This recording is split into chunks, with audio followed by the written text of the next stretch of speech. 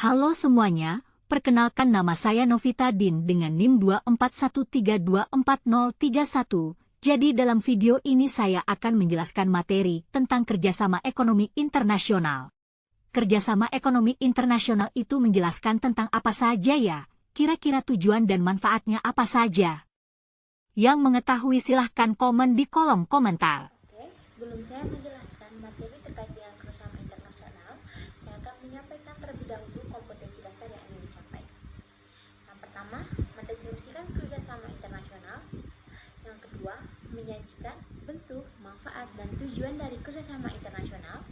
Yang ketiga, menjelaskan dampak dari kerjasama ekonomi internasional atau tantangan yang dihadapi. Dan yang terakhir, memaparkan berbagai lembaga yang terlibat dalam kerjasama internasional seperti WTO, ASEAN, IMF, APEC, dan lain sebagainya. Selanjutnya, saya akan menyampaikan juga capaian pembelajaran. Yang pertama, pengetahuan. Setelah mempelajari materi ini, peserta didik saya diharapkan mampu yang pertama, menjelaskan tujuan dari kerjasama ekonomi internasional. Yang kedua, mampu mengidentifikasikan bentuk-bentuk dari kerjasama ekonomi internasional. Yang ketiga, mendeskripsikan peran lembaga seperti WTO ataupun IMF serta ASEAN dalam kerjasama ekonomi internasional. Yang kedua, sikap. Peserta didik menunjukkan sikap yang pertama, menghargai pentingnya kolaborasi antara negara untuk memajukan perekonomian. Yang kedua, kritis dalam menanggapi berbagai kebijakan ekonomi internasional yang mempengaruhi Indonesia. Dan yang ketiga, bertanggung jawab sebagai bagian dari masyarakat global yang peduli terhadap keadilan ekonomi.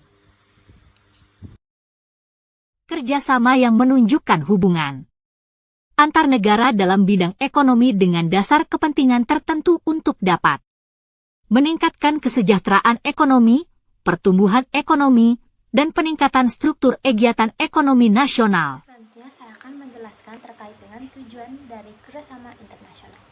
Yang pertama, memenuhi kebutuhan barang di dalam negeri.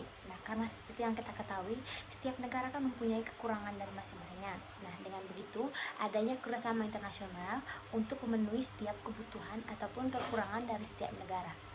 Lalu yang kedua, memperluas pasar hasil produksi barang dan jasa. Dan yang ketiga, mendorong peningkatan hasil produksi. Dan yang keempat, memperluas lapangan pekerjaan. Dan yang terakhir, menambah devisa negara. Selanjutnya, saya akan menjelaskan manfaat dari kerjasama ekonomi internasional. Yang pertama, memperkuat dan meningkatkan kerjasama ekonomi, perdagangan, dan investasi di antara para anggota. Yang kedua, meliberalisasikan secara progresif dan meningkatkan perdagangan barang ataupun jasa, serta menciptakan suatu sistem perdagangan yang transparan serta mempermudah untuk investasi. Yang ketiga, menggali bidang-bidang kerjasama yang baru dan mengembangkan kebijakan yang tepat dalam rangka kerjasama ekonomi di antara para anggota. Yang kelima, memfasilitasi integrasi ekonomi yang lebih efektif dari para anggota dan menjembatani kesenjangan pembangunan ekonomi di antara para anggota.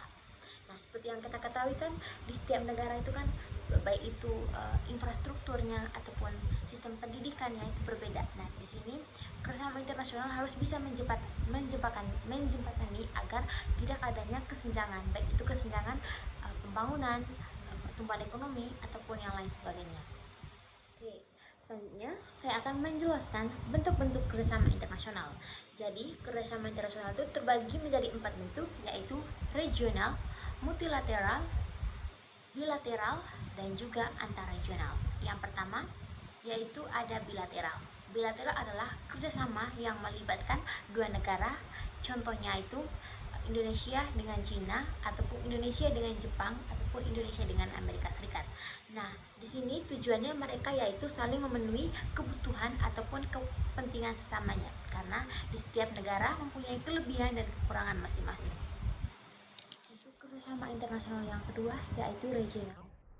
Regional itu kerjasama ekonomi di antara beberapa negara atau beberapa kawasan, contohnya ASEAN. Jadi ASEAN ini yaitu kerjasama antara negara-negara di Asia Tenggara dengan tujuan untuk menstabilkan baik itu dalam bidang politik. Bentuk kerjasama internasional yang ketiga yaitu multilateral. Multilateral kerjasama ekonomi yang melibatkan banyak negara, contohnya kerjasama internasional antara Indonesia, Jerman, Prancis, Jepang, Inggris, ataupun Korea. Bentuk kerjasama yang terakhir yaitu kerjasama ekonomi antar regional, yaitu kerjasama yang melibatkan dua kelompok ekonomi regional, contohnya kerjasama antara Uni Eropa ataupun dengan ASEAN, atau ASEAN dengan APEC, ataupun Indonesia dengan WTO dan juga antara WTO atau APEC. Pokoknya itu melibatkan antara dua regional. Selanjutnya, saya akan menjelaskan terkait dengan lembaga-lembaga yang terlibat dalam kerjasama ekonomi internasional. Banyak lembaga yang terlibat dalam kerjasama ekonomi internasional, tapi saya akan menjelaskan 3 saja yang terlibat dalam kerjasama ekonomi internasional. Yang pertama, ASEAN. ASEAN atau Persatuan Negara di Asia Tenggara merupakan suatu kerjasama negara-negara untuk menstabilkan ekonomi, politik, ataupun sosial. Yang kedua, WTO, yaitu organisasi perdagangan yang bertujuan untuk memajukan perdagangan internasional. Yang ketiga, ada IMF, yaitu melancarkan kembali moneter internasional yang meliputi seperti penetapan kurs, devisa, pemeliharaan kurs devisa, dan membantu negara anggota untuk menghadapi berbagai kesulitan neraca, baik itu neraca pembayaran, memberikan pencegahan terhadap inflasi, dan sebagainya. Selanjutnya, saya akan menjelaskan terkait dengan tantangan dalam melaksanakan kerjasama ekonomi internasional. Yang pertama, perbedaan kebijakan ekonomi dan politik. Nah, seperti yang kita ketahui, setiap negara memiliki kebijakan yang berbeda, baik itu kebijakan moneter ataupun kebijakan fiskal, dan juga sistem perdagangan yang berbeda. Nah, karena perbedaan ini akan sulit menciptakan keadaan yang harmonis. Yang kedua, adanya ketimpangan ekonomi antar negara. Nah, seperti yang kita ketahui, negara yang melaksanakan kerjasama ini yaitu ada negara maju dan juga negara berkembang. Nah, negara maju dan negara berkembang ini memiliki kepentingan yang berbeda-beda. Nah, ini dapat menciptakan kesenjangan dalam tercapainya kerjasama ini. Ketiga, fluktuasi nilai tukar dan risiko mata uang.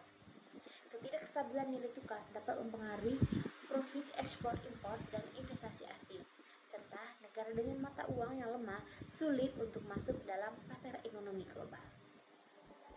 Sekian presentasi materi dari saya terkait dengan kerjasama ekonomi internasional.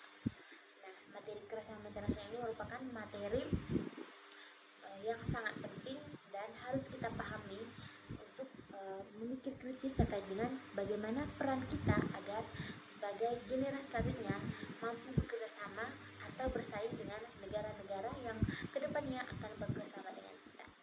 Saya Novita Din, semoga materi ini akan bermanfaat bagi